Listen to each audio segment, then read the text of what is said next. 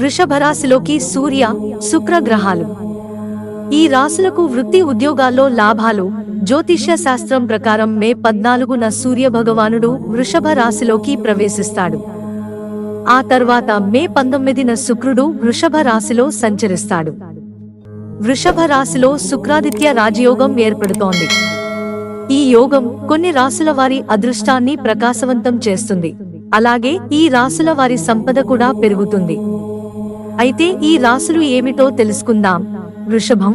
ఈ కలయిక మీకు ప్రయోజనకరంగా ఉంటుంది. ఎందుకంటే ఈ సంయోగం మీ రాశి యొక్క ఆరోహణ ఇంటిపై ఏర్పడుతుంది.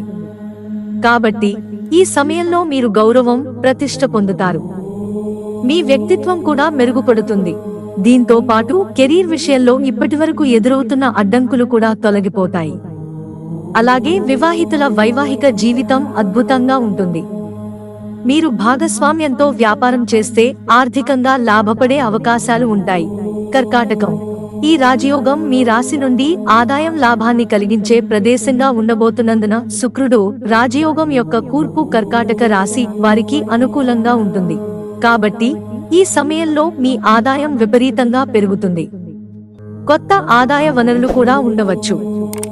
మీరు కెరీర్కు సంబంధించి కొన్ని ముఖ్యమైన నిర్ణయాలు తీసుకోవలసి ఉంటుంది. మీ ఆర్థిక స్థితి కూడా చాలా బలంగా ఉంటుంది.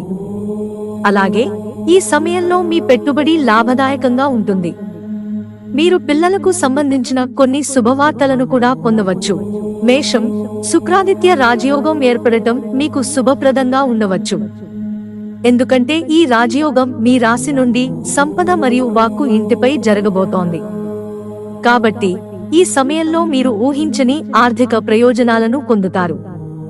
అలాగే ఈ కాలంలో మీరు మీ వ్యాపారంలో కొత్త ఆర్డర్లను పొందవచ్చు. మీరు మంచి మొత్తాన్ని సంపాదించే అవకాశాన్ని పొందుతారు. అక్కడ మీ వ్యక్తిత్వం మెరుగుపడుతుంది. అలాగే ఈ సమయంలో మీ కోరికలు నెరవేరుతాయి. మీ ప్రసంగం యొక్క ప్రభావం పెరుగుతుంది. దీని కారణంగా ప్రజలు ప్రభావితమవుతారు. మీ ఆర్థిక పరిస్థితి మెరుగుపడుతుంది. మిత్రులారా, ఛానల్ సబ్స్క్రైబ్ చేసుకోవడం మర్చిపోకండి. ధన్యవాదాలు.